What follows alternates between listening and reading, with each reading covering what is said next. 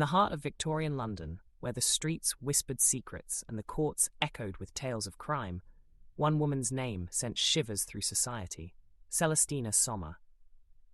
She was not just a murderer. She was a mother, a woman whose crime against her own flesh and blood would leave an indelible mark on history. But this was no simple tale of brutality. It was a story of madness, desperation, and a justice system struggling to define guilt and punishment. Celestina Sommer was born Celestina Elizabeth Christmas on July 1st, 1827, in Islington, a borough of North London. She was the fourth of 8 children in a respected family of silversmiths. Raised in comfort, she was given every opportunity to succeed. And she did. From a young age, Celestina possessed a remarkable talent for music. She became an accomplished pianist and a sought-after music teacher, her performances at St. Pay, Martin's Hall in Covent Garden solidifying her place in London's artistic circles. She was admired, talented, promising, but beneath the polished veneer, a secret threatened to unravel her future. At 18, Celestina found herself in a situation that Victorian society showed no mercy for. She was unmarried, and she was pregnant. On December 20th, 1845, she gave birth to a daughter, also named Celestina. But for an unmarried woman, a child born out of wedlock was a stain that could never be erased. The shame, the whispers, the rejection, she had no choice. The baby was placed in the care of Thomas and Julia Harrington, a foster family in Hackney. Celestina continued with her life, distancing herself from the child who bore her name. Years passed. In 1854, she married Charles Sommer, a Prussian immigrant working in the metalwork and jewelry industry. It was a marriage that provided stability, a new beginning. They wed at St.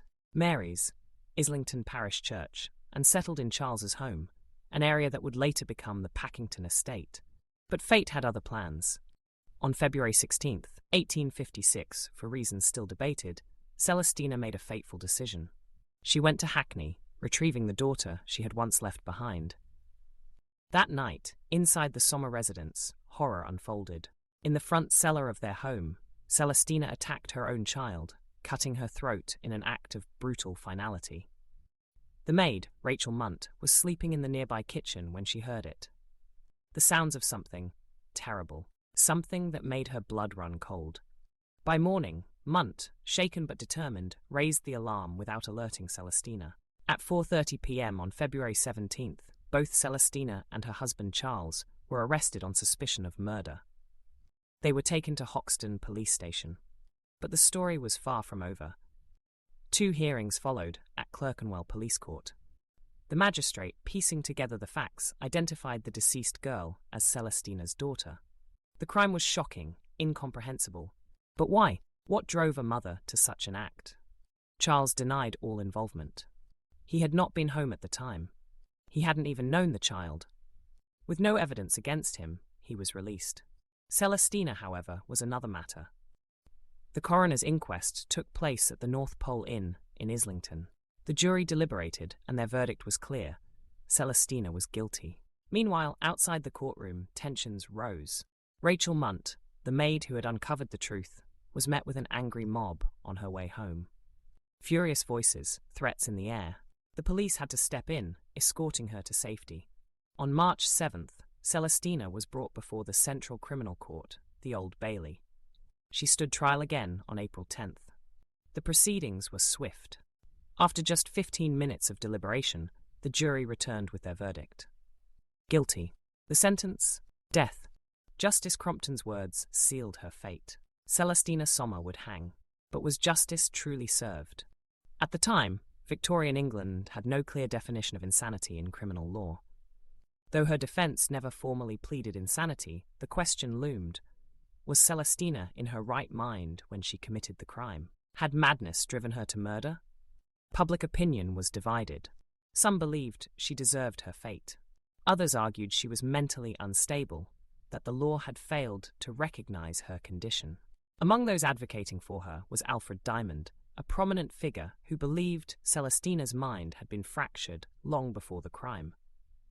Then, just as the noose was being prepared, a decision came down from the highest ranks of power. Sir George Grey, the Home Secretary, intervened. Without warning, without explanation, he commuted Celestina's death sentence. Instead of hanging, she would spend the rest of her days in prison. The decision sent shockwaves through the country. Why had she been spared? What evidence had convinced Grey to show mercy?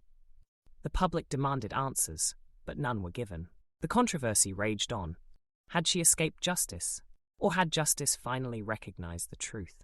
Celestina spent years in the penal system, but as time passed, so did her grip on reality.